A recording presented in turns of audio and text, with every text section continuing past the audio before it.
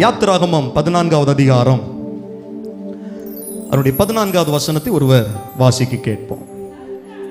கர்த்தர் உங்களுக்காக யுத்தம் பண்ணுவார். கைகளை உயர்த்தி சொல்லுங்கள், அல்லேலூயா. The Lord will fight for you. கர்த்தர் உங்களுக்காக யுத்தம் பண்ணுவார், நீங்கள் சும்மா இருப்பீங்க. எவ்வளவு ஒரு அற்புதமான வார்த்தை பாருங்க. எனக்கா யாரு பேசுவா, எனக்கா யாரு நிப்பா, எனக்கா யாரு போவா, என் காரியமா யாரு நிப்பா அப்படிங்கிற கேள்விகளின் மத்தியில் வந்திருக்கிற ஒவ்வொருவரையும் பார்த்து கர்த்தர் சொல்லுகிறார், நான் உங்களுக்காய் சும்மா நிக்கிறது மட்டும் இல்ல, யுத்தம் பண்ணுவேன், யுத்தம் பண்ணுவேன். ஹல்லேலூயா. நல்ல கவனிங்கள். இஸ்ரவேல் ஜனங்கள் எகிப்துல பல வருடங்கள் அடிமைகளாக இருந்தார்கள், ஆளோட்டிகளாக இருந்தார்கள். வேலை பார்த்துட்டு இருந்தாங்க, அடிமைத்தனத்தில் இருந்தாங்க, அடக்குமுறையில் இருந்தாங்க. அந்த எகிப்திலிருந்து இஸ்ரவேலர்களை கர்த்தர் ஆட்டுக்குட்டியின் இரத்தத்தினால் மீட்டு அவர்களுக்கு வாக்களிக்கப்பட்ட கானான் தேசத்திற்கு நேராய் வழி நடத்தி கொண்டு வருகிறார். எனக்கு அன்பான ஆண்டவருடைய பிள்ளைகளே, ரட்சிக்கப்பட்ட தேவ சபைக்கு நான் பேசுகிறேன். நாம் ஒவ்வொருவரும் கர்த்தருடைய இரத்தத்தினால் மீட்கப்பட்டவர்கள். உலகம் சொல்லும், இவர்களை பாவத்திலிருந்து இவர்கள் தெய்வம் விடுவித்தார், இவர்களுடைய அக்கிரமத்திலிருந்து இவர்கள் தெய்வம் விடுவித்தார். ஆனால் இவர்கள் தெய்வமோ இந்த ஜனத்தை நடத்த தகுதியற்றவர், இந்த ஜனத்தை போஷிக்க தகுதியற்றவர்.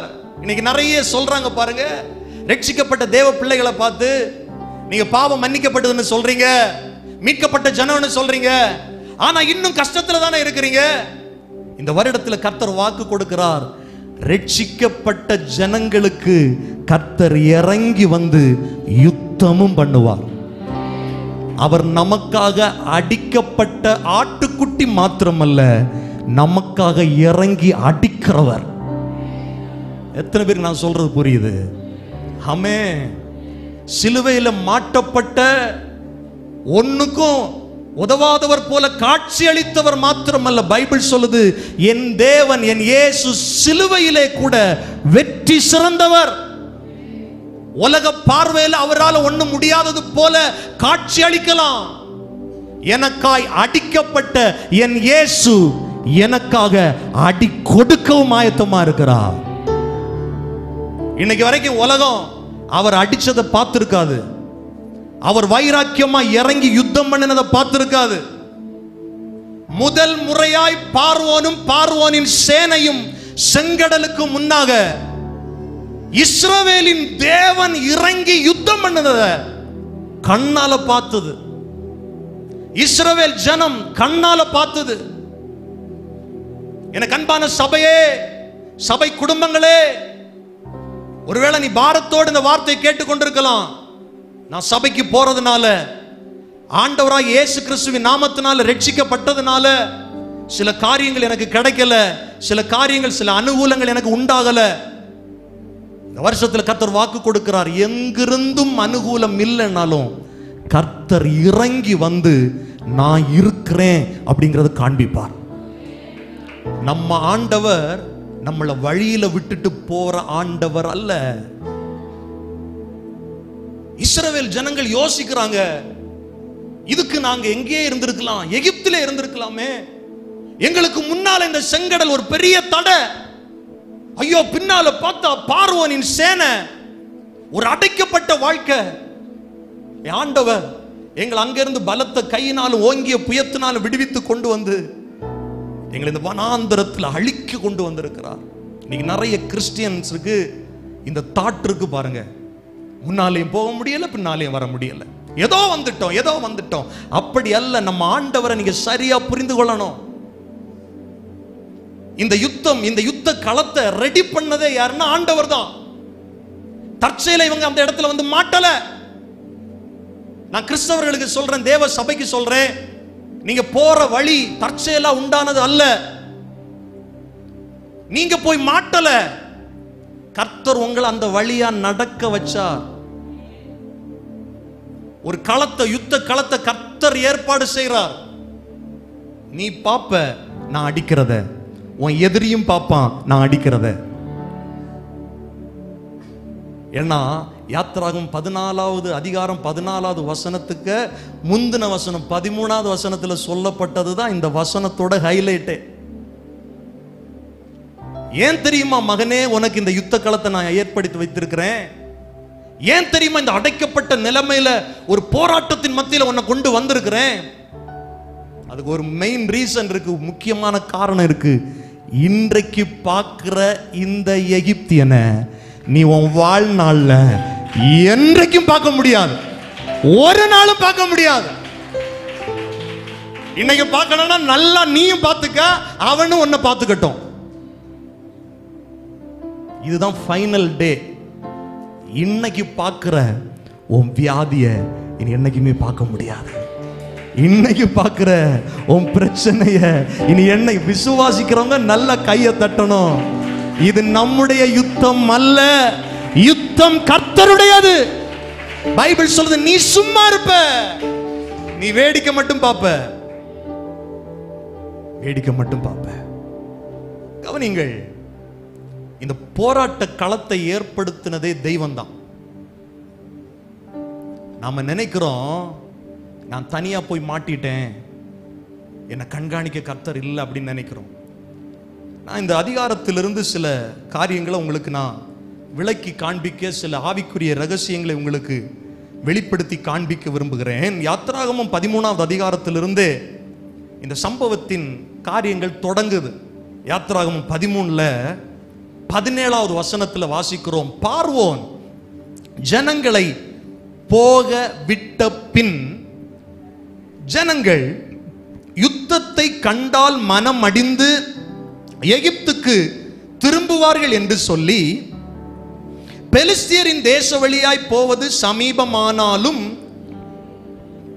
தேவன் அவர்களை அந்த வழியாய் நடத்தாமல். கவனிங்க, ஐயோ பிரதர், இப்படி போயிருந்தா சீக்கிரமா அந்த ஆசீர்வாதத்தை அடைஞ்சிருக்கலாமே, இந்த ரூட்டை பிடிச்சிருந்தா நான் இதுக்கு முன்னால பெரிய வீடு பங்களா கட்டிட்டு எப்படி எல்லாம் இருந்திருப்பேனே, கானானை சுதந்திரிப்பனே. ஆமேன் சொன்ன அடுத்த நிமிடமே வாக்குத்தத்தம் நிறைவேறி இருக்குமே. பைபிள் சொல்லுது, ஆண்டவர் பிளான் பண்ணியே பெலிஸ்தியருடைய தேசத்தின் வழியாய் அவர்களை போக விடாமல், அது சமீபமாய் இருந்த போதிலும் அவர்களை போக விடாமல் அவர்களை, பைபிள் சொல்லுது 18வது வசனம், சிவந்த சமுத்திரத்தின் வனாந்திர வழியாய். ஹலோ பிரதர், வாக்குத்தத்தம் பெற்றுட்டோம், இயேசுவின் ரத்தத்தினால கழுவப்பட்டுட்டோம், தேவனுடைய பிள்ளையா மாற்றப்பட்டுட்டோம், அடிமைத்தனத்திலிருந்து விடுதலையாக்கப்பட்டுட்டோம். இன்னும் என்ன பிரதர் வனாந்திரம்? கர்த்தர் சில நேரத்தில் அவர் வனாந்திர வழியாய் நடத்துகிறார். கிறிஸ்டியன் லைஃப்ல இந்த 2 அதிகாரங்களும் அநேக ஆவிக்குரிய ரகசியங்கள் புதைந்து கிடக்கிற வசனங்கள் நிறைந்த அதிகாரம். இரத்தத்தால் மீட்கப்பட்டவர்கள், விடுதலையாக்கப்பட்டவர்கள், பொன்னோடும் பொருளோடும் அடிமைப்பட்டிருந்த தேசத்திலிருந்து புறப்பட்ட தேவ ஜனங்கள் அணி அணியாய் வந்தார்கள். 6 லட்சம் புருஷர்கள் மாத்திரம், பாக்கி பிள்ளைங்க பொம்பிள்ளைங்க எல்லாம் லட்சக்கணக்கான மக்கள் வர்றாங்க. இப்ப வழி என்ன தெரியுமா? வனாந்தரம். முக்கிய காரணம் யாரு? கர்த்தர். கர்த்தர் அவர்களை பக்கத்துல போறதுக்கு நடத்தாம வனாந்திர வழியாய் நடத்தினார். எத்தனை பேர் சொல்லுவீங்க, கர்த்தர் தான் என்ன நடத்துறார், கர்த்தர் தான் என்ன நடத்துறார்? ஏன்னா நான் ஏன் சொல்றேன் அப்படின்னா, இந்த ரத்தம் பாருங்க, இயேசு கிறிஸ்துடைய ரத்தம் உடன்படிக்கையின் ரத்தம். உடன்படிக்கையின் ரத்தத்தில் அவர் உடன்படிக்கையில் மாறாதவர். அவர் ஒன்ன மீட்டு கொண்டுட்டாருன்னா இனி உள்ள வாழ்க்கை அவர் கையில தான். பைபிள் என்ன சொல்லுது? அவருடைய ரத்தத்தினால நம்மளை சம்பாதிச்சு வச்சிருக்கிறார். ரத்தத்தை கிரயமா கொடுத்து இந்த லட்ச ஜனங்களை கொண்டு வந்திருக்கிறார். அதுவரையிலும் எகிப்தில இருந்தது வரையிலும் அவங்க கண்ட்ரோல்ல இருந்தாங்க, சுயத்துல இருந்தாங்க. இப்ப யார் கண்ட்ரோல்ல இருக்கிறாங்கன்னா, ரத்தத்தால யாரும் மீட்டாதோ அவர் கண்ட்ரோல்ல இருக்கிறாங்க. ஹலோ, நான் சொல்றது புரியுதா? பாவத்திலும் பாரம்பரியத்திலும் அடிமைத்தனத்திலும் விக்கிரகத்துக்கும் பின்னால இருக்கும்போது உங்க சுயத்தின்படி இருந்தீங்க. பவுல் சொல்றாரு, இனி வாழ்வது நான் அல்ல, கிறிஸ்து எனக்குள் வாழ்கிறார். நான் ஒன்னும் செய்ய முடியாது, திட்டம் எல்லாம் அவர் செய்யணும். கிறிஸ்டியன் லைஃப் உடைய முக்கியமான காரியத்தை புரிந்து கொள்ளுங்கள். என் சுயத்தினால ஒன்றும் நடக்காது, எல்லாம் அவர் திட்டம். அவர் பிளான் பண்றார். உன்னை ரட்சித்த நாள்ல இருந்து பிளான் பண்றார். நீ எந்த வழியா நடக்கணும், எந்த பாதையில நடக்கணும். ஆமென். அதான் பைபிள் சொல், நான் உனக்கு போதித்து நீ நடக்க வேண்டிய வழியை. இது வேற யாருக்கும் கிடையாது, மற்ற ஜனங்களுக்கு கிடையாது. இரத்தத்தால் மீட்கப்பட்ட ஜனம், நான் வச்சிருப்போம் உனக்கு ஒரு பாதை, அதன் வழியா நடக்கணும். பைபிள் சொல்லுது, சிவந்த சமுத்திரத்தின் வனாந்திர வழியாய் ஜனங்களை சுற்றி போக பண்ணினார். எப்படி போக பண்ணாரா? சுற்றி போக பண்ணார். பார்த்தா என்ன இருக்கு கானான், ஆனா ஆண்டவர் ஏன் இப்படி நடத்துறாரு? நமக்கு நிறைய கேள்விகள் வருது பாருங்க. ஏன் ஆண்டவர் இந்த பிரச்சனை மத்தியில நடத்துறாரு, இந்த உபத்திரவத்தின் மத்தியில நடத்துறாரு, இந்த பாடுகளின் மத்தியில நடத்துறாரு, ஏன் சுற்றி போக பண்றாரு? அப்ப இவங்களுக்கு புரியல. இன்னைக்கு நிறைய பேர் புரியாம குழம்பிட்டு இருக்கிறீங்கல்ல, உங்களுக்காக தான் இந்த வார்த்தை. புரியல பிரதர், ஆண்டுடைய நடத்துதலையே புரிஞ்சிக்க முடியல கேக்குறீங்களா? உங்களுக்காக தான் இந்த வார்த்தை. பைபிள் சொல்லுது, அவர்கள் இஸ்ரவேல் புத்திரர் எகிப்து தேசத்திலிருந்து அணி அணியாய் புறப்பட்டு போனார்கள். 20வது வசனம், அவர்கள் சுக்கோத்திலிருந்து பிரயாணப்பட்டு வனாந்தரத்தின் ஓரமாய் ஏத்தாமிலே பாளையம் இறங்கினார்கள். 21வது வசனம் சொல்லுங்க. வனாந்தரத்துல கவனிங்க கவனிங்க கவனிங்க, வனாந்தரத்துல போயிருப்பா எப்படியாவது அப்படின்னு சொல்லி அனுப்பல. இரத்தத்தால மீட்கப்பட்டவர் என்ன தெரியுமா செய்யறாரு?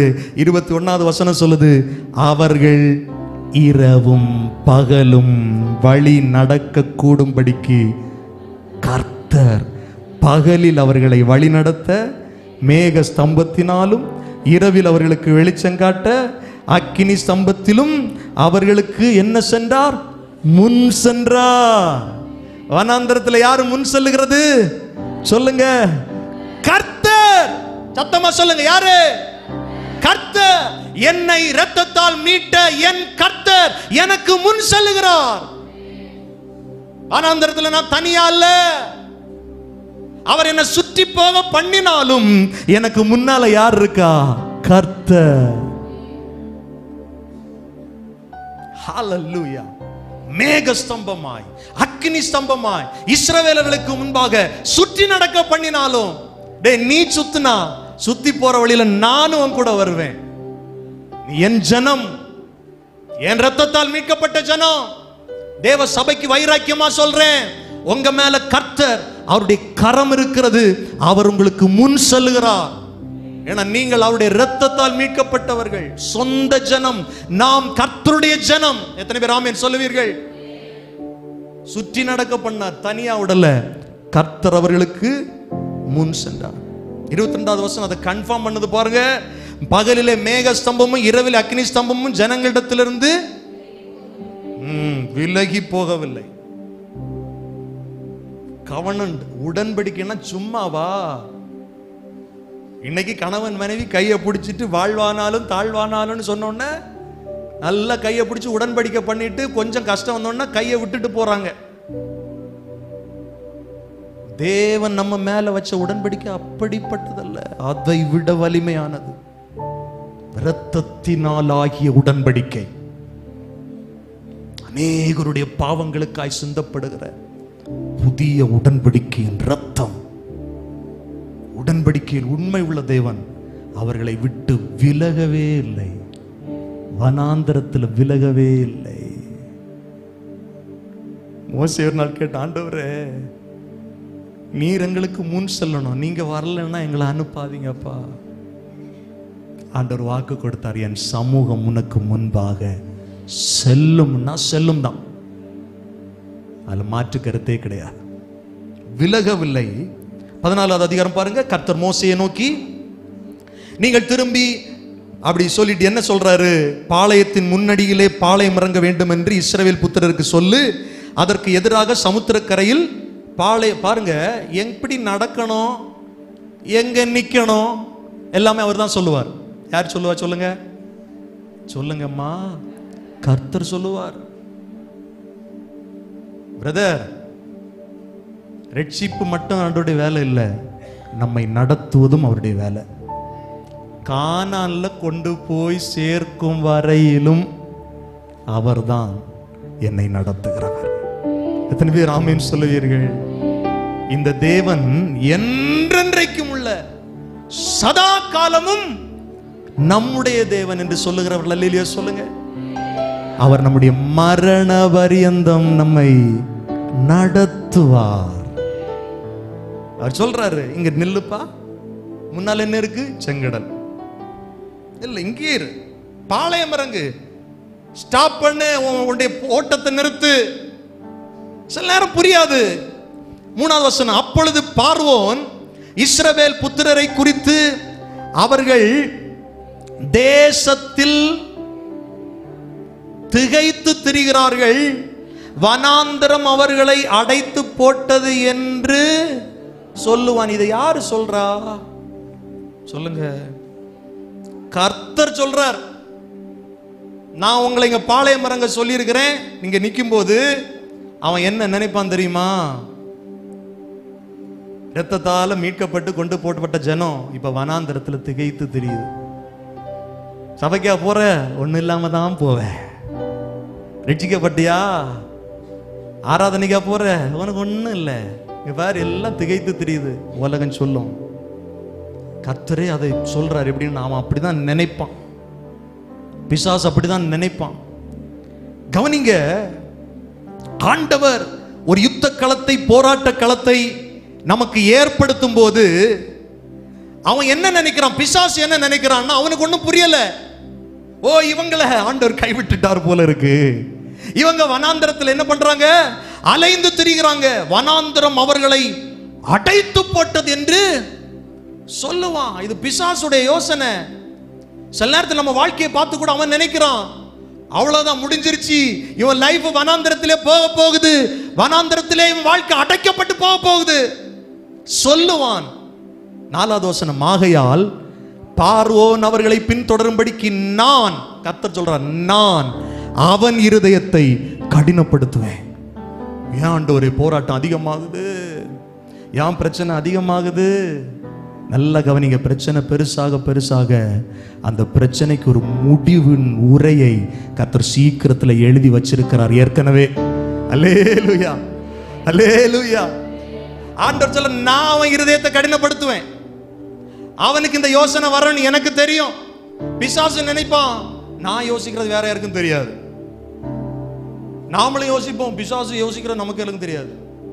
நாம யோசிக்கிறதும் கர்த்தருக்கு தெரியும். பிசாசுனி துர்ற ஆலோசனை அவருக்கு நல்லா தெரியும். அவன் இப்படிதான் நினைப்பான்னு அவருக்கு தெரியும். ஆமென், ஹல்லேலூயா. ஆகையால் கடினப்படுத்தி நானே கர்த்தர் என்பதை எகிப்தியர் அறியும்படி பார்வோனாலும் அவனுடைய எல்லா இராணுவத்தாலும், எல்லாம் சொல்லுங்க, நானே கர்த்தர். கர்த்தர் சொல்ற, நானே கர்த்தர். நானும் ஒரு தெய்வம் அப்படி இல்லை, நான் தான் கர்த்தர் என்று உன் சத்துரு கண்ணு பார்க்கும். நான் சொல்றேன், எத்தனை பேருக்கு புரியுது? கர்த்தருடைய வார்த்தை, நீ ஆராதிக்கிற தெய்வம் தான் உண்மையான தெய்வம்னு உன்னை ஏளனம் பண்ணவங்க பார்ப்பாங்க, உன்னை நிந்தித்தவங்க பார்ப்பாங்க, உன்னை புறக்கணிச்சவங்க பார்ப்பாங்க. ஆமே, சத்துரு சொல்லுவான், அவங்க வழி அடைஞ்சு போச்சு அவன் நினைப்பான். ஆனா கர்த்தர் சொல்ற, நான் இருதயத்தை கடினப்படுத்தி நான் கர்த்தர் என்பதை அவன் பார்ப்பான். 5வது வசனத்துல, ஜனங்கள் ஓடி போய் விட்டார்கள் என்று எகிப்து ராஜா பார்வோனுக்கு அறிவிக்கப்பட்ட போது ஜனங்களுக்கு விரோதமாக பார்வோனும் அவன் ஊழியக்காரரும் மனம் வேறுபட்டு நமக்கு வேலை செய்யாதபடி நாம் இஸ்ரவேலரை போகக்கூடாது, என்ன போக விட்டது என்ன காரியம்? 6வது வசனத்துல பாருங்க, பிசாசுடைய பிளானை பாருங்களேன். அவன் ஃபுல் ஃபோர்ஸா, அவனுக்கு எவ்வளவு வலிமை இருக்கோ அவ்வளவு வலிமையையும் மீட்கப்பட்ட ஜனங்கள் மேலதான் காட்டுவான் பாருங்க. நாம நினைக்கிறோம் எனக்கு மட்டும் ஏன் இவ்வளவு பெரிய போராட்டம், எனக்கு மட்டும் ஏன் இவ்வளவு பெரிய பிரச்சனை. ஏன்னா நீ கர்த்தரால் மீட்கப்பட்ட ஜனம். உலகத்தில் இருக்கிறவெல்லாம் ஃப்ரீயா போறான் பிரதர். அவன் ஃப்ரீயா விடுவான் கொஞ்ச நாள். ஏன்னா ஏற்கனவே அவன் கண்ட்ரோல்ல தான் அவங்க இருக்கிறாங்க.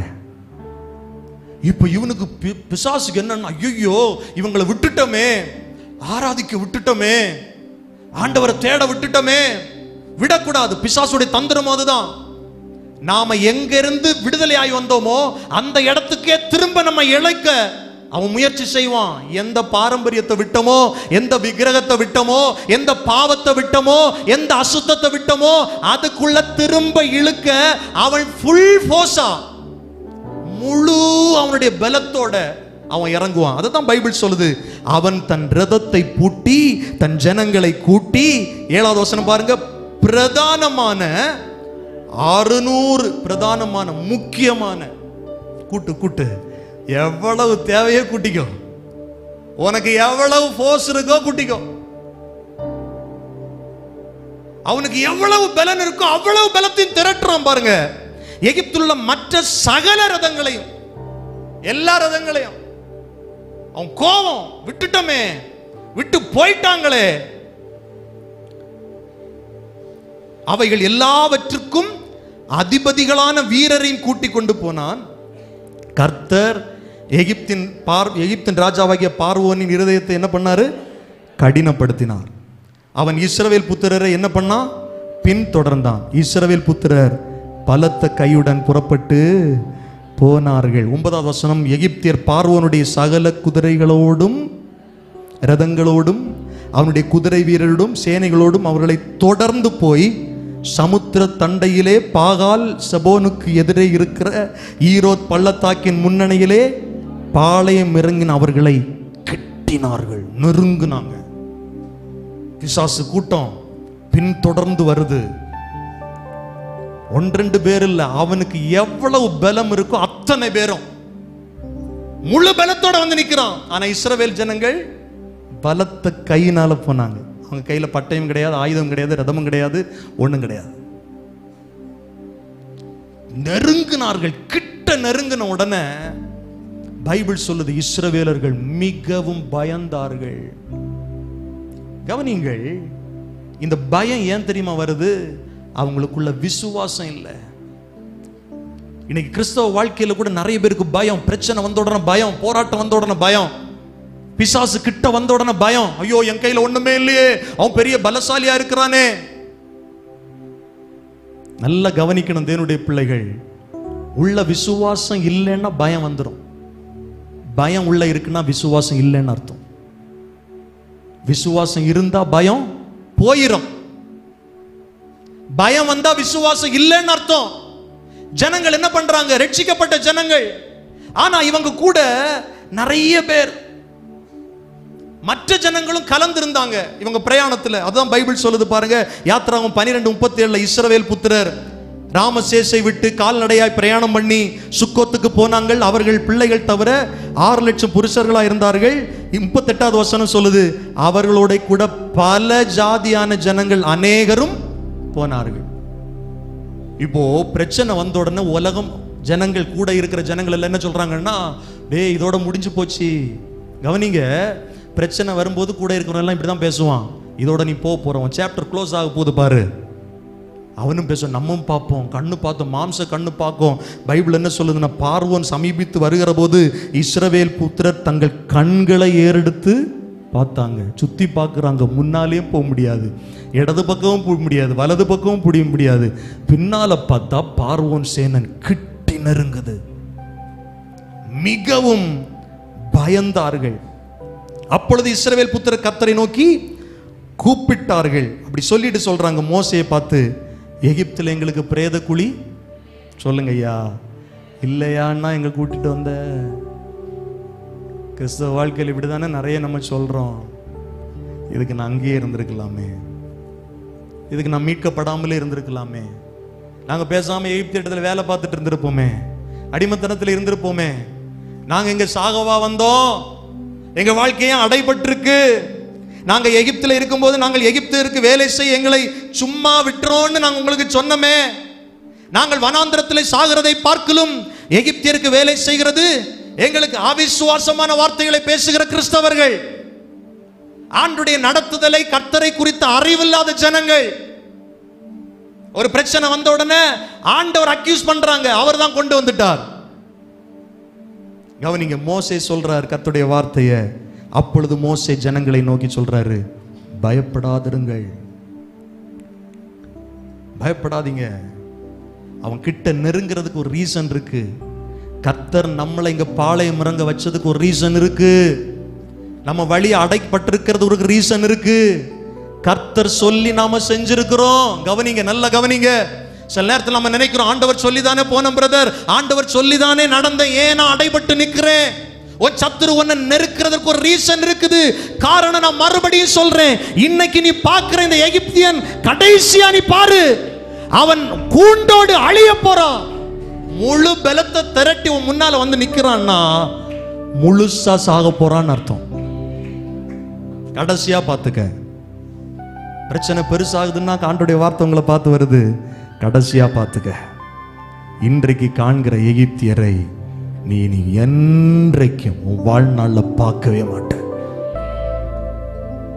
காரணம், கர்த்தர் உங்களுக்காய் யுத்தம் செய்வார், நீங்கள் சும்மா இருப்பீர்கள். வேகமா சொல்றேன், திரும்ப மோசேயை பார்த்து இஸ்ரவேலர்களை பார்த்து சொல்ல ஆண்டவர் சொல்றாரு, நீங்க புறப்பட்டு போக சொல்ல அவங்கள, உன் கோலன் ஓங்கி உன் கையை சமுத்திரத்தின் மேல் நீட்டு, சமுத்திரத்தை பிளந்து விடு.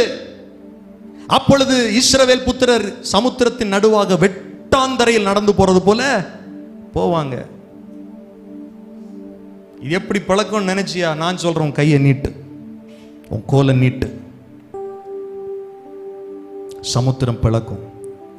17வது வசனத்தில் ஆண்டவர் சொல்றாரு, எகிப்தியர் உங்களை பின்தொடர்ந்து வரும்படி நான் அவர்கள் இருதயத்தை கடினப்படுத்தி பார்வோனாலும் அவன் ரதங்களின் குதிரை முதலாகிய அவனுடைய எல்லா இராணுவத்தாலும் மகிமைப்படுவேன். இப்படி நான் பார்வோனாலும் அவன் ரதங்களினாலும் அவன் குதிரை வீரர்களாலும் மகிமைப்படும் போது நானே, மறுபடியும் அந்த வார்த்தை கன்ஃபார்ம் பண்றாரு, நானே கர்த்தர் என்பதை சொல்லுங்க சத்தமா. எகிப்தியர் அறிவார்கள், அறிவார்கள், அறிவார்கள். யுத்தம் செய்வார், நமக்கா யுத்தம் செய்வார், தோல்வி என்றும் இல்லையே. ஜெயமுண்டு, நமக்கு ஜெயமுண்டு. சொல்லுங்கள், இயேசுவின் நாமத்திலே. நமக்கு எதிராய் எழும்பும் ஆயுதங்கள் வாய்த்திடாமல் அழியச் செய்வாரே. பாடுவோமா? நமக்கு எதிராய் எழும்பும் ஆயுதங்கள் வாய்த்திடாமல் அழியச் செய்வாரே. மேகத்தூணாய் அக்கினி ஸ்தம்பமாய் கர்த்தர் முன் செல்கிறார். மேகத்தூணாய் அக்கினி ஸ்தம்பமாய் கர்த்தர் முன் செல்கிறார். ஏன் தெரியுமா? யுத்தம் செய்வார், நமக்கா யுத்தம் செய்வார், தோல்வி என்றும் இல்லையே. ஜெயமுண்டு, நமக்கு ஜெயமுண்டு, நம் இயேசுவின் நாமத்திலே. ஆமென். இவ்வளவு சொல்லிட்டு இப்போ ஆண்டவர் யுத்தத்தை ஆரம்பிக்கிறார். நல்ல கவனிங்க, யுத்த களத்தை ஏற்படுத்தினது கர்த்தர். பிசாசுடைய இருதயத்தை கடினப்படுத்தினதும் கர்த்தர் தான். பிசாசு பின்தொடர வர வச்சதும் கர்த்தர் தான். இதெல்லாம் அவருக்கு தெரியும். கிட்ட நெருங்கும் வரையிலும் ஜனங்களை அப்படியே சும்மா இருக்க வைக்கிறார். இப்போ இந்த இடத்திலிருந்து ஆண்டவர் தன்னுடைய யுத்தத்தை ஆரம்பிக்கிறார். கர்த்தர் நமக்காய் செயல்படுகிற விதத்தை இந்த வசனங்கள் சொல்லுகிறது. பைபிள் சொல்லுது 19வது வசனம், அப்பொழுது இஸ்ரவேலரின் சேனைக்கு முன்னாக நடந்த தேவ தூதரானவர். நல்ல கவனிங்க, தேவ, பக்கத்தில் இருக்கவங்க கையை பிடிச்சு சொல்லுங்க, தேவ தூதரானவர். எல்லாத்தையும் சொன்னீங்களா? வலது பக்கம் இடது பக்கம் தட்டி சொல்லுங்க, தேவ தூதரானவர். நல்ல கவனிங்க, பழைய ஏற்பாட்டில் தேவ தூதரானவர் என்று எங்கெல்லாம் வருகிறதோ அந்த இடங்களை குறித்து வேத வல்லுநர்கள் சொல்லுகிறார்கள், வார்த்தையானவர். வெறும் தூதன் அல்ல, தூதரானவர். நம்மளை ரட்சித்த இயேசு, அவரால் தூதனை அனுப்பிய நம்மளை விடுதலையாக்க முடியும். ரட்சிக்கப்பட்ட தேவ பிள்ளைகளோடு கர்த்தர் இருக்கிறார். அதுதான் நமக்கு இருக்கிற பெரிய ஆசீர்வாதம். அதுவரைக்கும் முன் சென்ற தேவ தூதரானவர் கொஞ்சம் விலகி அவர்களுக்கு பின்னாக என்ன பண்ணாராம்? நடந்தார். நடந்து அவர்களுக்கு முன் இருந்த மேக ஸ்தம்பமும் விலகி அவர்களுக்கு பின்னே நின்றது. அது எகிப்தியரின் சேனையும் இஸ்ரவேலின் சேனையும் ரா முழுதும், நைட்டு ஃபுல்லா, கவனிங்க, கிட்ட வந்துட்டாங்க, நெருங்குறாங்க. அடுத்த ஓங்கி அடிச்சா இஸ்ரவேலர்கள் மேலதான்.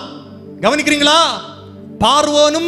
பார்வோனின் சேனையும் பக்கத்துல வந்து நெருங்கி, இன்னும் கிடைச்சா அடிடா அப்படின்னு சொல்லி இருக்கும்போது கர்த்தர் சரியான நேரத்தில் முன்னால போனவர் பின்னால வந்து இஸ்ரவேல் சேனைக்கும் எகிப்தியரின் சேனைக்கும் இடையில வந்து நிற்கிறார். நம்மை இரத்தத்தால் மீட்டு கொண்ட ஆண்டவர் நம்மை ரட்சிக்கிறவர் மாத்திரமல்ல, நம்மை பாதுகாக்கிறவர். இரவில் உண்டாகும் பயங்கரத்திற்கும் பகலில் பறக்கும் அம்புக்கும் இருளில் நடமாடும் கொள்ளை நோக்கும் மத்தியானத்தில் பாழாக்கும் சங்காரத்திற்கும் பயப்படாதன்னு சும்மாலாம் எழுதி வச்சிருக்கிறாரு. ரெண்டுக்கு நடுவில் நான் இருக்கிறேன், என்னை தாண்டி உன்னை யாரும் தொட முடியாது. ஆண்டவர் என் முன்னாலே நிற்பார், எனக்கு பின்னாலே நிற்பார், என் வலது பக்கத்திலே நிற்பார், என் இடது பக்கத்திலே நிற்பார். பிசாசே, நீ சுத்தி சுத்தி வந்து என்னை விழுங்க பார்க்கலாம், ஆனா உன் ஆயுதத்தை அழிய பண்ணுகிறவர் என் ஆண்டவர். ஆண்டவருடைய வாக்கு சும்மாவா? உனக்கு விரோதமாய் உருவாக்கப்படுகிற எந்த ஆயுதமும், அது எந்த பக்கத்துல இருந்து வந்தாலும் சரி, முன்னால இருந்தாலும் பின்னால இருந்தாலும் எந்த சைடுல இருந்து வந்தாலும் அது வாய்க்காதே போகும். காரணம், அதன் நடுவுல நான் நிக்கிறேன். ஆமே. அக்கினி மதிலுன்னா சும்மாவா? யோபுவும் அவனுடைய வீட்டையும் கர்த்தர் வேலி அடைத்து பாதுகாத்தது சும்மாவா? ஹலோ, எத்தனை பேருக்கு நான் சொல்றது விளங்குது? கர்த்தருடைய யுத்தத்தில் இது ஒரு பார்ட். அது நாங்க சண்டை பண்ணணும், எனக்கு ஒரு கை போச்சு, அவனுக்கு உயிர் போச்சு, அப்படி இல்லை. எனக்கு ஒரு மயிர் கூட கீழே விழல, அவனுக்கு உசுரே போயிருச்சு. அதுதான் கர்த்தருடைய யுத்தம். நீங்க சும்மா இருப்பீங்க. நல்லா சண்டை போட்டோம் பிரதர், எனக்கு 4 அடி கிடைச்சி, அவனுக்கு கொஞ்சம் கூட கிடைச்சி. அப்படி அல்ல. ஃபர்ஸ்ட்ல நம்மளை ஆண்டவர் ப்ரொடெக்ட் பண்றார், பாதுகாக்கிறார். என்ன தொடருவேன்? என் கர்த்தருடைய கண்மணியை தொடறான். கர்த்தருடைய யுத்தம் உங்களுக்கு புரியுதா?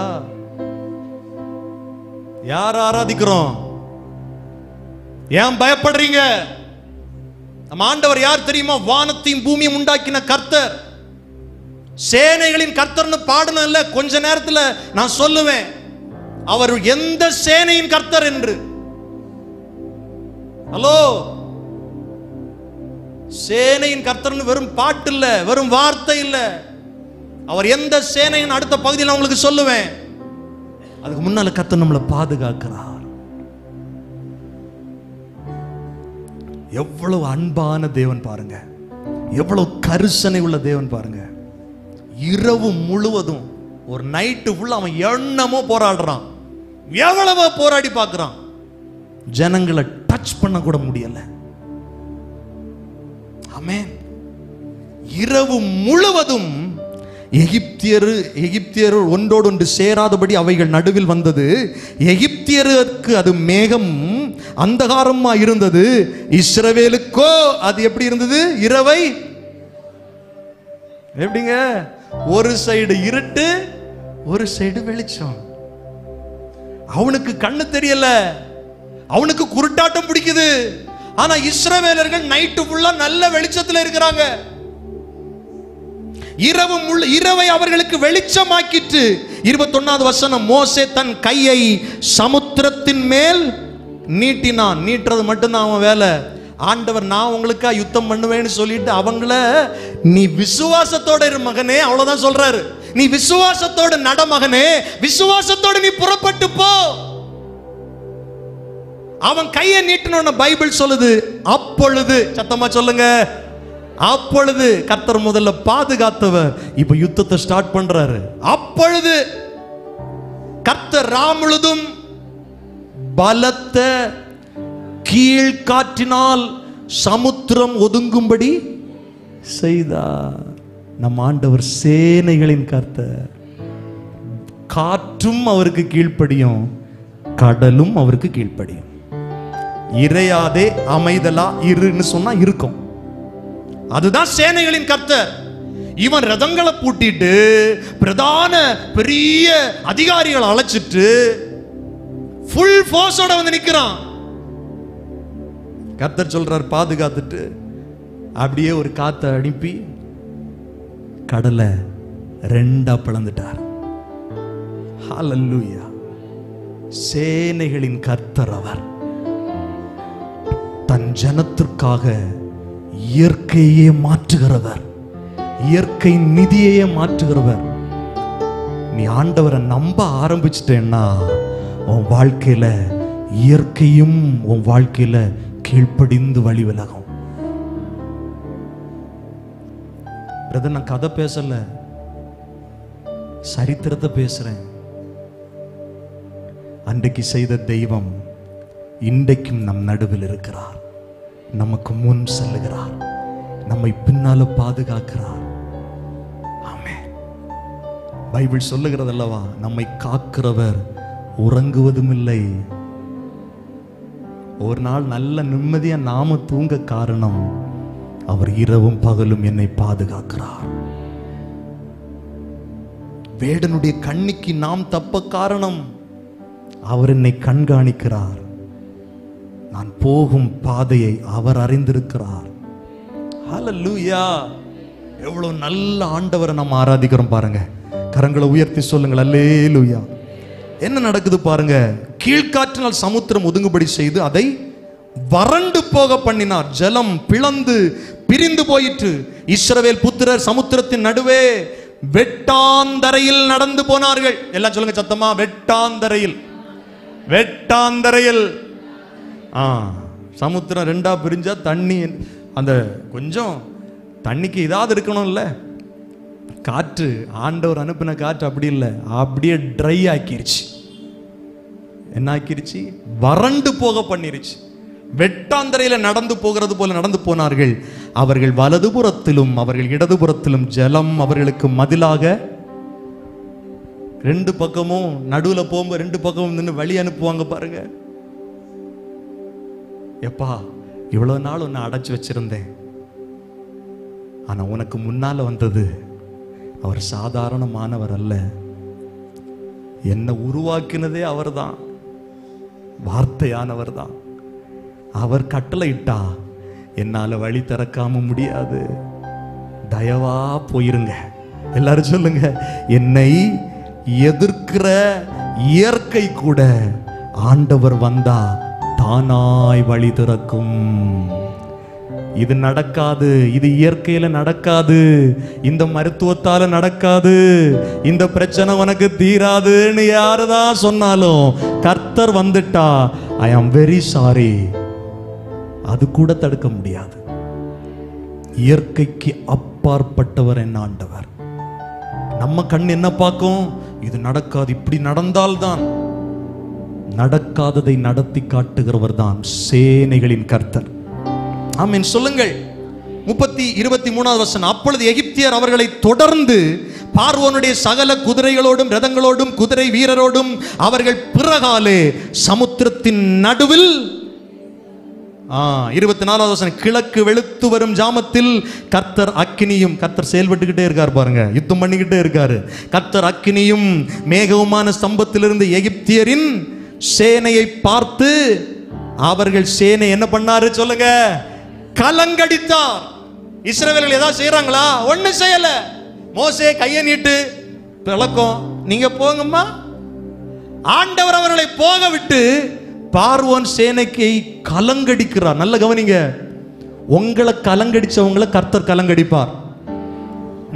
உங்களை அடிமைப்படுத்தினவங்களை கர்த்தர் திறனடிப்பார். அவன் என்ன சொன்னா, வனாந்திரம் அவர்களை அடைத்து போட்டது, அவர்கள் வனாந்திரத்தில் திகைத்து திரிகிறார்கள். இப்போ சிவந்த சமுத்திரத்துக்கு உள்ள வந்து வசமா மாட்டிக்கிட்டோம்டா, வேற வழியே இல்ல. பைபிள் சொல்லுது, கர்த்தர் அவர்களை கலங்கடித்தார். எந்த வாய் உன்னை திகைக்க வச்சதோ அவனையே கர்த்தர் திகைக்க வைப்பார். எந்த சத்ரு உனக்கு எதிராக எழும்பி உன்னை கலங்க பண்ணினானோ அவனே கர்த்தர் கலங்க பண்ணுவார். எஸ்தர் புத்தகத்தில் வாசிக்கிறோம்ல, ஆமான் மூலமாய் சூசான் நகரம் கலங்கிட்டு யூதர்கள் கலங்கினார்கள். ஆனா கர்த்தர் யுத்தம் பண்ண ஆரம்பிச்சிட்டாரு, காரியம் மாறுதலாய் முடிந்தது. ஆமான் கலங்கி போனான், அவன் உண்டாக்குன தூக்கு மரத்துல அவனே செத்து போனான்.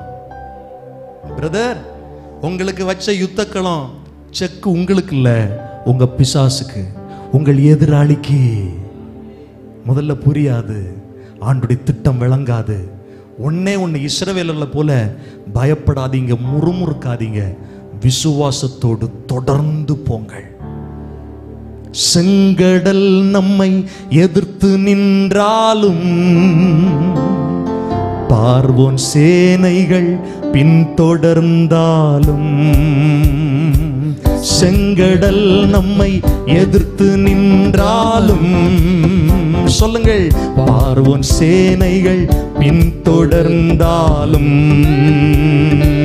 தடையை தகர்த்து வழியை திறப்பார், தொடர்ந்து முன்னேறுவோம். தடையை தகர்த்து வழியை திறப்பார், தொடர்ந்து. எல்லாம் கையை தட்டி சத்தமாய் சொல்லுங்கள், யுத்தம் செய்வார், நமக்கா யுத்தம் செய்வார், தோல்வி என்றும் இல்லையே, ஜெயம் உண்டு, நமக்கு ஜெயம் உண்டு, நம் இயேசுவின் நாமத்திலே. ஹல்லேலூயா. செங்கடலா இருக்கட்டும், பார்வோனா இருக்கட்டும், தடையை உடைத்து போடுகிறவர் உங்களுக்கு முன் செல்லுகிறார். ஹல்லேலூயா. தடையை தகர்த்து போடுவார். வெள்ளம் மதில் போல ரெண்டு பக்கமும் நிக்குது, பாதுகாப்பா போயிருங்க. ஆனா பார்வோன, அவனுடைய சேனையை கர்த்தர் கலங்கடிக்கிறார். ஆமென். திரும்ப பாருங்க 25வது வசனம், அவர்களுடைய ரதங்களிலிருந்து உருளைகள் கழலவும். அவன் ஏற்கனவே ரதத்தை பூட்டுனான் இருக்குல்ல, ப்ரிப்பேர் பண்ணல, நல்லா ஸ்ட்ராங்கா, இன்னையோட இந்த ஜனங்களை மொத்தத்தில் அழிக்க போறோம், வனாந்தரத்தில் அவங்கள சாக அவங்கள கர்த்தரே ஒப்பு கொடுத்துட்டாருன்னு யோசனை பண்ணி வந்தான்ல. இப்ப கர்த்தர் எப்படி யுத்தம் பண்றாருன்னா, நீ ஸ்ட்ராங்கா எவ்வளவுதான் ரதத்தை பூட்டுனியோ அதை லகுவா நான் என்ன பண்ணிடுவேன், கழட்டி விட்டுருவேன். ஹலோ, காரு பஸ் வேகமா போகுது, யாரோ ஒருத்தர் வீல கழட்டி விட்டாருன்னா என்ன ஆகும்? காரு ஓட்டிட்டு இருக்கும்போது நம்மள தெரியாமலே நம்ம கார்ல இருந்து வீல் கலண்டு போனா எப்படி இருக்கும் யோசிச்சு பாருங்க. பார்வோனுக்கு அதுதான், பார்வோன் சேனைக்கு அதுதான். இவன் ரதத்தை ஓட்டிட்டு இருக்கிறான், அவன் பார்க்கறான், டே யாருடா கழட்டி விடுறது, நம்ம பாட்டுக்கு அங்க எகிப்துல இருந்து வரும்போது எவ்வளவு ஸ்ட்ராங்கா, ஒண்ணுக்கு 2 முறை செக் பண்ணி ரதத்தை பூட்டணும், இப்ப கலண்டு போகுது. இஸ்ரவேலர்கள் இல்ல, இங்க யாரு செய்யறா, கலல செய்தாரு. அவர்கள் தங்கள் ரதங்களை என்ன பண்றாங்க, வருத்தத்தோடே நடத்த பண்ணினா. ஸ்பீடா போக முடியல, வீல் உருளல, வீல் நகரல, வருத்தத்தோட நகர பண்ணினார். அப்பதான் எகிப்தியனுக்கு புரியுது. அப்பொழுது எகிப்தியர் இஸ்ரவேலை விட்டு ஓடி போவோம். ஆண்டவர் சொன்ன வார்த்தை நிறைவேறுது. சொல்றான், கர்த்தர் அவர்களுக்கு துணை நின்று எகிப்தியருக்கு விரோதமாய் யுத்தம் பண்ணுகிறார் என்றார்கள். கையை தட்டி கர்த்தரை மகிமைப்படுத்துங்க பார்க்கலாம். கர்த்தர் சொன்னதை நிறைவேற்றுகிறவர். இந்த வருஷத்துல இந்த வார்த்தை 100% உங்கள் வாழ்க்கையில் நிறைவேறும். இயேசுவின் நாமத்தினால சொல்றேன். விசுவாசிக்கிறவங்க நல்ல கையை தட்டி ஆமென் என்று பெற்றுக்கொள்ளுங்கள். உங்கள் சத்துருக்கள் சொல்லுவார்கள், நமக்கு விரோதமா, அவர்கள் சார்பாய் அவர்கள் கர்த்தர் யுத்தம் பண்றார், யுத்தம் பண்றார். பார்வோனே, உன் சேனை எனக்கு கலங்கடிக்க மட்டும் இல்ல, உன் ரதத்தை ஓட்ட விடாமல் ஆக்க முடியும். நீ பாப்ப, என் ஜனத்துக்காக நான் யுத்தம் பண்றத, என் பிள்ளைங்களுக்காக அடிப்படவும் தெரியும். அதே என் பிள்ளைகளுக்காக அடி கொடுக்கவும் தெரியும். நம் ஆண்டவர் நல்லவர், அதே நேரத்தில் சர்வ வல்லமை உள்ளவர். எத்தனை பேர் ஆமென் சொல்லுவீர்கள்? அவர் நல்லவர், யுத்தத்தில் வல்லவர், சேனைகளின் கர்த்தர். அவர் யுத்தத்தில் வல்லவர் என்பது சாதாரணமான வார்த்தை அல்ல. எகிப்தின் ரதங்களை கலண்டு ஓட செய்தார், கலங்கடித்தார், திறனடித்தார். அவன் சொல்றாங்க, வந்தது கொஞ்ச நேரத்துக்கு முன்னால் இஸ்ரவேல் சொன்னாங்க எகிப்தில் இருந்தா நல்லா இருக்கும். இப்போ பார்வோன் சொல்றான், நம்ம எகிப்தில் இருந்திருந்தா நல்லா இருக்கும், ஓடி போயிருவோம். புரியுதா உங்களுக்கு? பிரச்சனை நெருக்குதா, அழுத்துதா, போராட்டம் தொடர்ந்து வருதா? ஆண்டவர் உங்கள் முன் நின்று உங்கள் சத்துருவை துரத்தி போடுவார், துரத்தி போடுவார். பைபிள் சொல்லுது, கர்த்தர் மோசேயை நோக்கி, ஜலம் எகிப்தியர் மேலும் அவருடைய ரதங்கள் மேலும் அவருடைய குதிரை வீரர்கள் திரும்பும்படிக்கு உன் கையை சமுத்திரத்தின் மேல் நீட்டு. அப்படியே மோசே தன் கையை சமுத்திரத்தின் மேல் நீட்டினான். இந்த வசனங்கள் ரொம்ப முக்கியம் பாருங்க. விடியற்காலத்தில் சமுத்திரம் பலமாய் திரும்பி வந்தது. எகிப்தியர் அதற்கு எதிராக ஓடும்போது, இந்த வார்த்தையில ரொம்ப முக்கியம், கர்த்தர் எகிப்தியர்களை கடலின் நடுவிலே கவிழ்த்து போட்டார். இதை செய்யறது எல்லாம் அவர்தான். மோசேக்கு வேலை கையை நீட்டுறது. பிரதர், நமக்கு வேலை என்ன தெரியுமா? விசுவாசத்துல நடப்பது. சகோதரிகளே, நம்முடைய வேலை என்ன தெரியுமா? ரட்சிக்கப்பட்ட தேவ பிள்ளைகள் தானே நம்ம. கர்த்தர் என்ன நடத்துவார், அவர் காட்டுகிற பாதையில நான் நடக்கணும், அவர் பார்த்து கொள்ளுவார். இதுதான் நம்ம வேலை. வசனம் என்ன சொல்றது? கர்த்தர் உங்களுக்கு யுத்தம் பண்ணுவார், நீங்கள் சும்மா இருப்பீங்க. கர்த்தர் கவிழ்த்து போட்டார். இஸ்ரவேலர்கள் கவிழ்த்து போடல, கர்த்தர் கவிழ்த்து போட்டார்.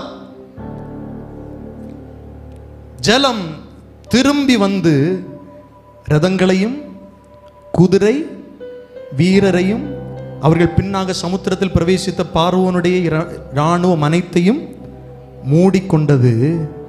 அவர்களில் ஒருவனாகிலும் இன்று காண்கிற எகிப்தியரை என்றைக்கும் காண மாட்டீர்கள் என்றா வந்தம் ஒருத்தம் கூட மிஞ்சல.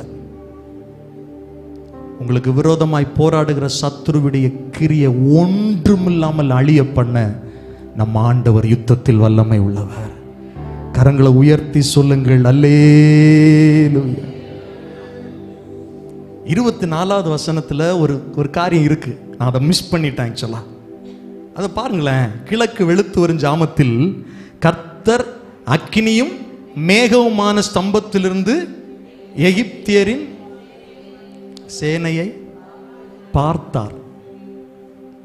இந்த வார்த்தை நான் நேற்றைய தினத்தில் வாசிச்சுட்டு இருக்கும்போது ரொம்ப அழகா என் மனசுல பதிஞ்சுது. எப்படி தெரியுமா அவர் பார்க்கிறாரு? நீ இவ்வளவு நாள் என் ஜனத்தை அடிமைப்படுத்தின, பயமுறுத்தின, என் ஜனத்தை நான் சொன்ன நியமத்தின்படி அவங்க செஞ்ச அந்த ஆட்டுடைய இரத்தத்தினால மீட்கப்பட்டு வந்தவங்களை நீ ஏளனமா பார்த்த. இப்ப கர்த்தர் திரும்பி அவனை பார்க்கிறார். கர்த்தர் கனிவாகவும் பார்ப்பார். பிசாசை பார்க்கிற பார்வை வேற, நம்ம சத்துருக்களை அவர் பார்க்கிற பார்வை வேற.